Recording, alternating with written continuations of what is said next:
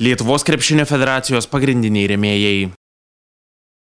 Rėmėjai ir partneriai. Informaciniai partneriai.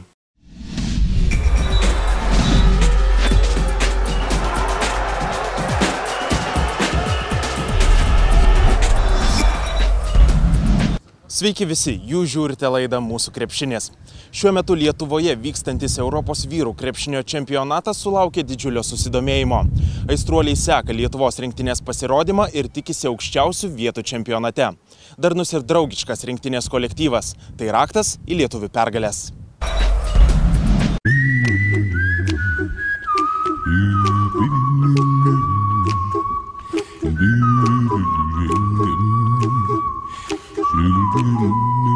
Kokia atmosfera komandoje? Tokį klausimą jau kurį laiką yra pamiršę Lietuvos žurnalistai. Pasirengimo Europos čempionato etape Lietuvos rinktinės vedlys Šarūnas Jasikevičius leido suprasti, kad nepaisant pergalių ar pralaimėjimų, rinktinės mikroklimatas išlieka puikus. Jūs užmirškite atmosferą komandoje. Aš sakau, aš rinktinėje esu nuo 97 metų. Jūs kažko vis ieškote, visi jūs žurnalistai. Atmosfera Lietuvos rinktinėje buvo nuostabi 97-ais, buvo 2001-ais, kada gavom iššikną gerai. Ir dabar jinai nuostabi, jinai vis laiką bus nuostabi, mes taigi iš to pačio molio esam. Aš nesuprantu, ko jūs dar norite iš tos atmosferos. Bus jinai gera, pralošim jinai bus gera, išlošim jinai bus gera. Tai nebus kažkas įtakos mūsų tam pasirodymui, jinai vis laiką yra gera. Šarūnas Jasikevičius konstatavo faktą. Tačiau kodėl atmosfera Lietuvos rinktinėje yra puikia? Nes visi atvažiuoja su dideliu noru, iš tikrųjų. Čia negali būti kažkokio pykčio, visi savo norą atvažiuoja, ne vienas neverčiamas.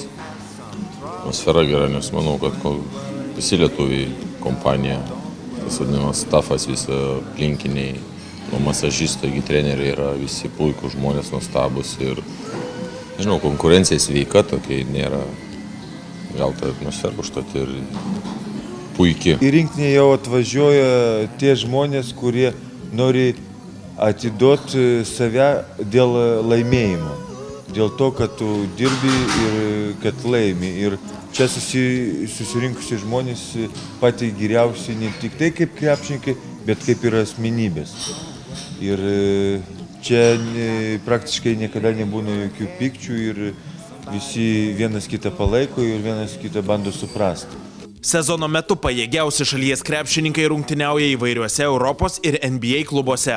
Todėl gerą Lietuvos rinktinės mikroklimatą palaiko krepšininkų noras susitikti su senais draugais. Tai vis tiek yra tokie žmonės, su kuriais ilgiau atbuvęs nuo pačių 2000 metų, ten vis dėlto ir Šaras, ir ten Rimas Kaukėnas jau vis tiek senesni, su jais daugiau praleidęs laiko ir čia taip su jais kažkaip vis tiek susitinki, jau ten ta istorija tokia ilgesnė. Mums rinkinė sudarius tokias, kaip pasakyti, sąlygas, kad tai nėra vien darbas. Tai atvažiuoju su šeimom, šeimos atostogauja, mes dirbam, aišku, mums yra sunkus darbas, bet tuo pačiu susitikimas, visi draugai, žmonos tarpusai vaikai, čia toksai, kaip pasakyti, užburtas ratas, kuris kiekvienais metais nori ne vien tik tais žaidėjai suvažiuoti. Ir antros pusės gal, nes yra geras praleistas laikas, geri atsiminimai ir viskas. Ir būna, aišku, tų rezultatų ne visada geri, bet, kaip pasakyti, visada išlieka vis tiek visi draugais ir sezono metu vienas kitas stebi ir manau, kad rinkinė tuom ir yra. Nu, kaip šventė? Nu, ne šventė, bet gera. Iš tikrųjų atvažiuojam dirbti, o viskas, aišku, malonu atvažiuoti, kada savo chebra, kada tu dirbi ne dėl pinigų, o dirbi dėl Lietuvos. Ir čia, kad lietuviai, kad gera atmosfera, čia papildomas pliusas paprasčiausiai. Tu atvažiuoji dirbti, žaisti krepšinį. Net ir geriausi draugai kartais susipyksta. Tačiau daugybę metų rinktinėje esantis Robertas Jevtokas tikina, kad pykčiai komandoje yra laikini. Ja, žinot, būna tų ir žodžių ir visko būna per treniruotės susistumdymų gal, bet jie, kaip sakau, jie sveiki tokie yra, kadangi konkurencija vis tiek išlieka. Kiekvienas nori papulti, kiekvienas nori žaisti daugiau.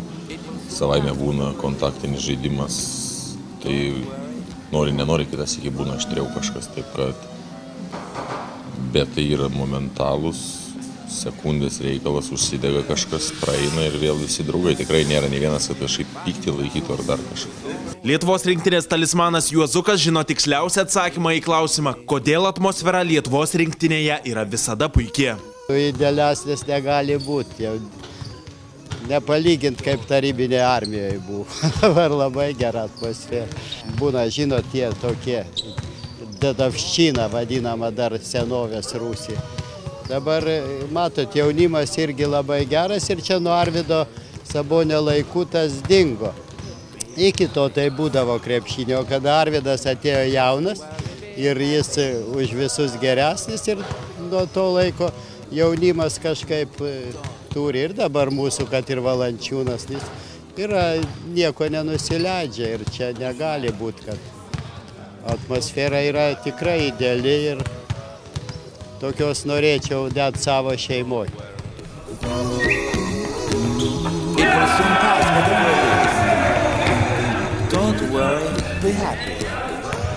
Gražiai pakalbėjai. Nenumaldomai artėjant krepšinio sezonui į darbą kimba Lietuvos moterų krepšinio lygos ekipos. Pasidomėkime, kaip sezonui sekasi ruoštis praėjusių metų sidabro medalių laimėtojai Klaipėdos Leminkainen ekipai.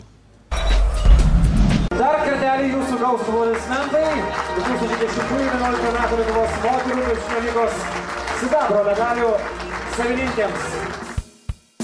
Praėjusiame Lietuvos moterų krepšinio lygos sezone ant kaklo sidabro medalius pasidabinusios Klaipėdos Leminkainen merginos nuo spalio 7 dienos stos į naują kovą. Komandos vadovės Ramunės Kumpienės komanda jau pradėjo pasiruošimą naujajam sezonui. Procesas vyksta jau nuo rugpjūčio 16 dienos. Komanda po truputį rinkosi individualiam darbui su bendro fizinio trenerė ir ruošėsi individualiai sezonui, o nuo rugsėjo 1 dienos prasidėjo oficialus pasiruošimas, kuris, pasakyti, ganėtinai trumpas, bet toks laikotarpis yra. Dirba dabar ir šiuo metu ir su treneriu, ir su bendro fizinio trenerė. Tai tokia, miksuojam tą pasiruošimą ir nuo vidurio jau rugsėjo pradėsim pilnai visiškai tiksliai taktiką ir visą strategiją.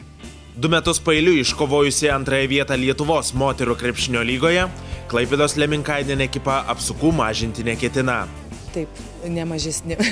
Norėtumėm, kad taip ir būtų ir tai yra tokie keliami tikslai mūsų rėmėjų, valdybos ir visą tą jau supažindinom komandos sudėti su keliamais tikslais ir tikimės, kad iš tiesų tas procesas visas vyks sklandžiai. Europos taurėje rungtyniausianti komanda šiemet pakeitė savo veidą. Pusė ekipos žaidėjų naujokės. Mūsų didžiausias nuostolis yra šių metų dėl to, kad mums Eglė Šikšniūtė neatsigavo po traumos ir jinai turės praleisti dar vienerius metus, dėl to, kad jai vėl yra daroma to paties kelio operacija, vėl bus tvarkomi iš naujo kryžminiai raiščiai. Tai va čia mūsų didžiausias gal yra nuostolis. Bet labai aiškus gaila, kad Lauros Povilonytės neliko, nes jai irgi buvo atlikta kelio raiščio operacija. Ir Margevičiūtės Rimos, kuri buvo tikrai mums toks labai didelis ramstis. Žinoma, gaila ir ta prasme, ir Irmos, ir Eglės, bet jos pasirinko kitą klubą, jos turi pilną teisę, kontraktai baigėsi. Tai yra toks gyvenimas, tai yra normalu. Spalio pradžioje startuosiantis Lietuvos moterų krepšinio lygos čempionatas bus gausesnis. Lygą papildys sugrįžtanti Marijampolės komanda. Taip pat keisis ir lygos formatas. Apskritai tai labai įdomus turėtų būti šiais metais čempionatas, dėl to, kad pakeitėm truputėlį valdybos posėdyje sistemą. Anksčiau visą laiką daug metų žaisdavom 4 ratais, dabar žaisim 2 ratus visos 9 komandos ir po 2 ratų skyla į pirmą 5 ir likusias 4 komandas, kurios vėl sužais 2 ratus. Taip, kad kiekvienos rungtynės jos yra vertos vietos kažkokios. Tai kiekvienos rungtynės negalės ateiti nei truputėlį atsipalaidavęs. Tu turėsi žaisti iš peties, iš visų jėgų, susikaupęs. Taip, kad turėtų būti tikrai įdomus čempionatas. Kaip komandos susikomplektuos, šiek tiek yra visur paslaptis, niekas labai nesiskelbia. Kai pradėsim žaisti pirmo rato rungtynes ir pamatysim, koks tas mūsų bus čempionatas. –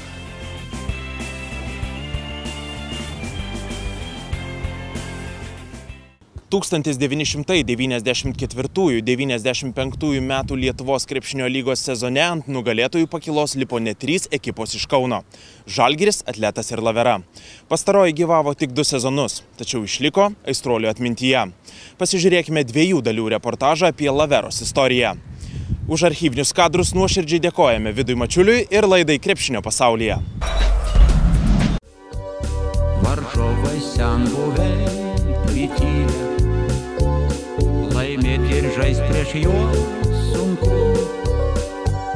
tačiau aukšti Laveros vyrai nelinkę aikštėj krėst juokų. 20-ojo dešimtmečio pradžioje ryškiai suspindusi Kauno Lavero žvaigždė greitai užgeso, tačiau paliko žymų pėdsaką krepšinio žemėje. 1993 metais perspektyvus Lietuvos jaunimas, nepatekęs po legendinio Žalgirio saulę, susibūrė į komandą, kuri per 2 gyvavimo sezonus neleido ramiai miegoti to meto krepšinio vilkams, Atletui ir Žalgiriui. Tuo metu buvo prestižo reikalas firmoms remti komandas ir jas turėti. Ta pati Neka, Drobė, nes pakankamai daug pajėgių žaidėjų buvo. Jie visi negalėjo sutilpti į tuo metu, be abejo, Žalgiris, tai Pažiba, Žalgiris, visi mes laikėme, kad tai yra ne Kauno komanda, tai yra Lietuvos komanda, o krepšinį norėjo žaisti daug kas. Aš galvoju, ta pati situacija buvo tiek su manim, tiek Praškevičius, tiek Tribė, tiek Staugaitis, taip pačiai išėjęs iš Žalgirio, tiek Meiliūnas iš Atleto ir Cvirka, aš galvoju, tie žaidėjai buvo brandolys komandos, mes tikrai norėjom įrodyti, kad esam geresni, kad nesam prastesni už Žalgirio, už Atleto žaidėjus. Aš galvoju, tas mus labai motyvavo, tas buvo toks visko generatorius. Plus buvo patyrusių žaidėjų kaip Marčiulaitis ir Rosenbergas ir dar keli žaidėjai, taip kad tikrai buvo toks gan subalansuotas ir solidus kolektyvas. Tais laikais buvo, kad Žalgiris komanda pirma kaip ir visą laiką, tokios antros komandos kūrėsi Atletas. Ir buvo tokia dilema eiti ten ar ten, susikūrė nauja komanda Lavera ir sakau, daug pažįstamų, daug kartų žaidžiančių žaidėjų perėjo į tą komandą ir aišku, norėjosi daugiau gauti žaisti. Aš buvau iš tikro jaunas, atėjau iš Panevėžio ir man tie pirmi metai buvo tikrai, taip ir vadino mane, dar ne Urbano, o Urbaniuku tada. Urbaniuk tą, Urbaniuk aną, kamuolius atneš, bet aš ten toks buvau epizodinis žaidėjas, aišku, bet buvo ir gerų rungtynių. Laveros buvo, reiškia, perspektyvūs jauni žaidėjai ir jie, kaip prasidėjo visas tas dalykas pirk parduok, jie gavo neblogus atlyginimus ir ėjo žaisti, išrinko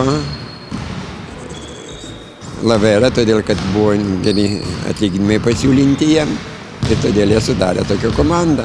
Ankstyvosios nepriklausomybės laikais konkurencija tarp Kauno komandų buvo kaip niekada didelė.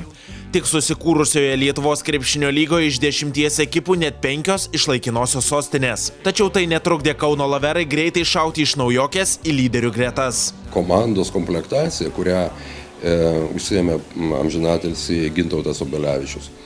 Ir tai buvo vėlgi ne tik galbūt žmonės, kuriuos pasiėmė krepšininkus, kuriuos pasiėmė komandą, bet tai dar buvo tuo pačiu ir draugų komanda, kurie vieni kitus pasikviesdavo, kurie jau buvo kartu žaidę ir kurie žinojo vienas kito galimybės.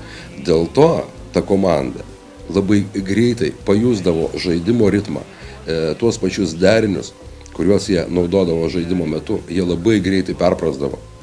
Dvasia buvo, draugiškumas buvo, sakiau, kaip bendras braižas buvo, kovingumas buvo, reiškia, kiekvienas rungtynės norėjo laimėti, buvo toks atsidavimas. Man tai buvo didžiulė patirtis. Aš pirmą kartą baigęs Panevėžio internatą išvažiavau į Kauną, į miestą, į rimtą komandą, pakliuvau tarp vyrų, taip kad ir tarp rimtų vyrų, taip kad Erikas Bublys buvo Žalgirio, keisdavo Arvydą Sabonį.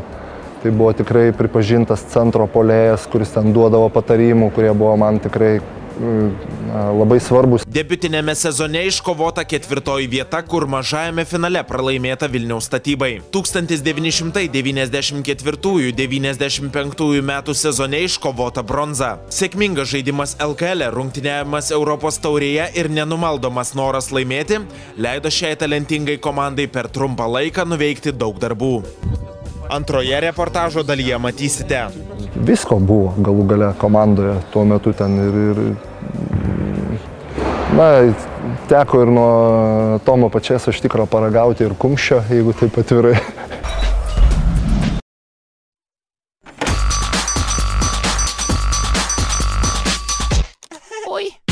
Moksleivių krepšinio lygą remia Manija.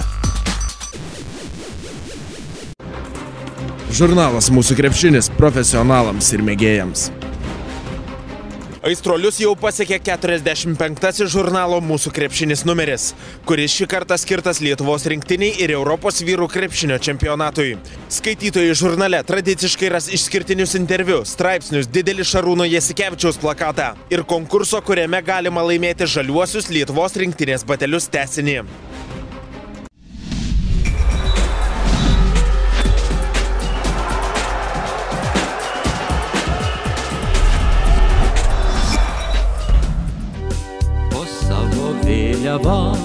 Laveros su 2 lietuviškais žirgais pradėjo sportinę karjerą komandos šaunus.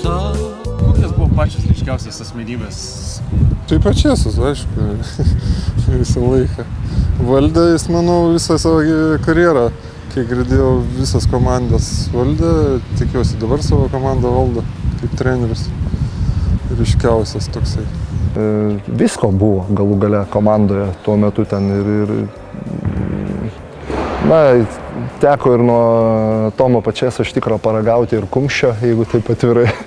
Nes matyt buvo užknisantis jaunas, kuris ten jam įkyrėjau gerai.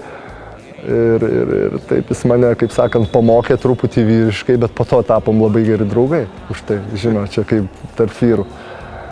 Tai, sakau, tiesiog, tai spalvingas gyvenimas buvo. Laukinio kapitalizmo metais įmonė Lavera galėjo sau leisti ne tik išlaikyti sėkmingą komandą, bet ir su ekipa pakeliauti po Jungtines Amerikos valstijas ir net nuosavo autobusu nuvykti į Švediją. Įsimintiniausias, aišku, buvo įvykis kelionė į Švediją. Net neatsimenu, koks ten miestelis buvo, bet vienu žodžiu, kad važiavom. Kiek ten tų mes parų, aš neatsimenu, buvo tokie autobusą nupirkę. Komandos vadovai iš Amerikos parsisiuntė mokyklinį, Amerikos mokyklinis toks autobusas geltonas, tik tai jis buvo perdažytas. Ir mes ten visi kėdės, kai kurios buvo ištrauktos, o mes ten čiužiniais suguldyti ir važiavom per Estiją, keltų į Švediją, paskui kažkaip aplink ten, vienu žodžiu, kelionė tai gavosi baisi. Viskas gerai, kad nestipri komanda, mes jas ten lengvai nugalėjom, bet atgal vėl tokia pat baisi. Ir grįžus visus jau išvežiojo komandos draugus, ir dar vienas kažkas liko ir įsukinėjo į mano gatvę Kaune, į Pašilės gatvę ir lūžo šakė tam autobusui. Tai nežinau, jeigu būtų lūžę ten kur nors Švedijai, tai kaip būtų baigęs, nežinau, bet tada gerai dar, kad tą gatvę pataikėm. Besivystanti nepriklausomos Lietuvos ekonomika skaudžiai smogė Laveros įmoniai.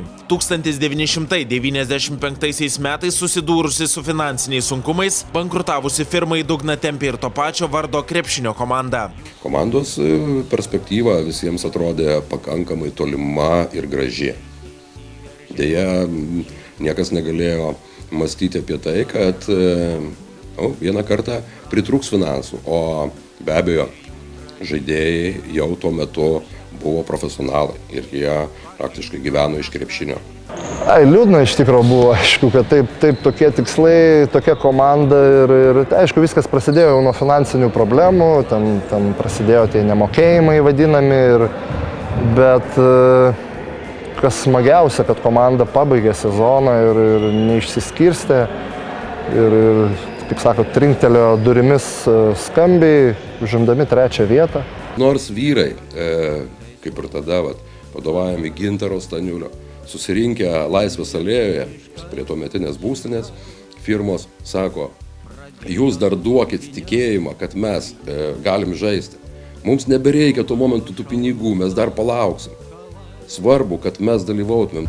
Nes komanda buvo jauna, perspektyvi, po poros metų, jeigu dar ten būtų dapirkę porą, 3 gerų žaidėjų, manau, būtume pasipriešinę tam pačiam atletui ir Žalgiriui normaliai būtų buvę, bet sakau, būtų tikrai didesnis pėdsakas paliktas. Negalėčiau ir nenorėčiau gilintis į tą, kas įtakojo vieno ar kito žmogaus bankrotą ar klubo bankrotą. Yra tokie dalykai, kokie yra, mes daugelis iš mūsų nežinom tikros tiesos ir aš nenorėčiau į tą gilintis, bet teigiamų dalykų aš galvoju, iš to buvo daug daugiau, tiek pačiam Kauno krepšiniui, tiek Lietuvos krepšiniui. Ir tą reiktų minėti, o kad vienam pasisekė labiau, kitam blogiau, taip kad nereiktų akcentuoti to. Tik 2 sezonai stipriausioje Lietuvos lygoje. Tačiau net 2 sezonai, kuomet Lavera savo žaidimo grožiu nepaliko abejingų. Aš džiaugiuosi, kad iš tų žaidėjų, kurie buvo, su kuriais aš bendravau, kuriuos treniravau, daugumas pamėgo tą krepšinį ir tapo, kaip sakiau, žaidėjai ir nuėjo, kaip kurie į Europos krepšinį nuėjo, kaip ir Pačėsas ir Praškevičius Lietuvos rinktinėje olimpiadoje dalyvavo, pavyzdžiui. Tai 2 žaidėjai papuola iš tokios komandos į tokį Lietuvos rinktinę, tai čia yra didelis pasiekimas. Tai buvo iš tikrųjų gera, stipri komanda, kuri turėjo savo perspektyvą, savo viziją ir kaip klubas, ir kaip komanda. Deja, aš ir tada Kauno dienoje parašiau straipsnį, kad Lavera, krepšinio komanda, buvo ir liks Lietuvos krepšinio istorijoje. Šypsena veiduose vyrų žydų, nors ir nelepins kartais vos.